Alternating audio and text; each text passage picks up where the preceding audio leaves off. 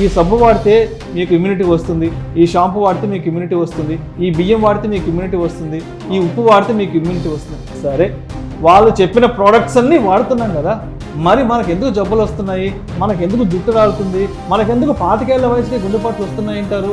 అసలు ఎందుకు మనం హాస్పిటలైజ్ అవుతున్నాము? ఇన్ని రకాల ప్రోడక్ట్స్ గురించి వాళ్ళు అద్భుతం అని చెప్తున్నా కూడా.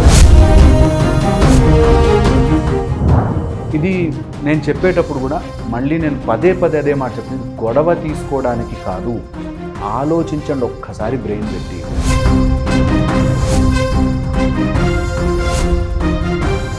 రెండు 2021లో కోవిడ్ విజృంభిస్తున్నప్పుడు నెల్లూరు జిల్లాలో ఆనందయ్య అనే ఒక ఆయన ఆయుర్వేద మెడిసిన్ తీసుకొచ్చాడు. ఏది? ఈ కోవిడ్ నివారించేందుకు. ఏడి రోజు మీరే చెప్తున్నారు కదా, ఆయుర్వేదాన్ని ముందుకు తీసుకెళ్దాం, ఆయుర్వేదాన్ని సంరక్షిద్దాం, పరిరక్షిద్దాం. ఎందుకు ఈరోజు ఆనందయ్య అనే ఆయన కనుమరుగైపోయాడు?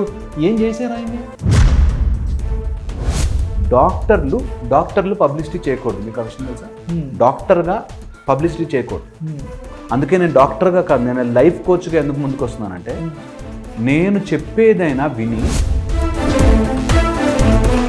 వాళ్ళు చూపించిన సబ్బులు, వాళ్ళు చూపించిన షాంపులు, వాళ్ళు చూపించిన ఏవో పొద్దునే పాలల్లో కలుపుని ఎన్ని తాగుతున్నాం కదా. మరి ఎందుకు ఇన్ని హాస్పిటల్స్, ఎందుకు ఇంతమంది హాస్పిటల్స్ అవుతున్నారు? మీరే కదా మా ప్రోడక్ట్ వాడితే మీకు జీవితంలో నష్టం జరగదని చెప్తున్నారు. అయినా కూడా ఎందుకు ఇంత డ్యామేజ్ జరుగుతుంది మనిషికి?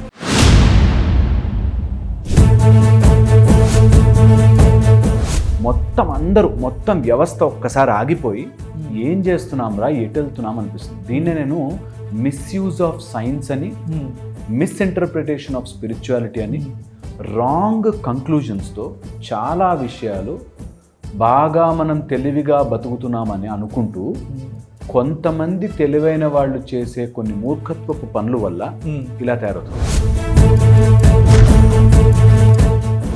మా సబ్బు వాడితే ఇమ్యూనిటీ, మా షాంపూ వాడితే ఇమ్యూనిటీ, మా బియ్యం తింటే ఇమ్యూనిటీ, మా సాల్ట్ తింటే ఇమ్యూనిటీ, మా చక్కెర తింటే ఇమ్యూనిటీ.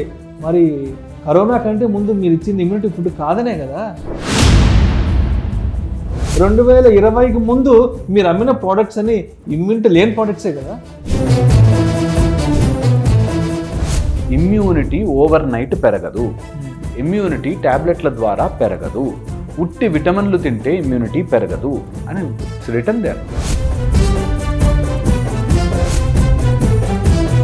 నేను ఎందుకు చెప్పాలని ట్రై చేస్తున్నానంటే, ఇది గొడవగా తీసుకున్న రోజులు అలోపతిని తక్కువ అంటావా, ఆయుర్వేదం తక్కువ అంటావా, హోమియోపతి తక్కువ అంటావా అని గొడవ తీసుకున్న రోజులు బాగుపడము.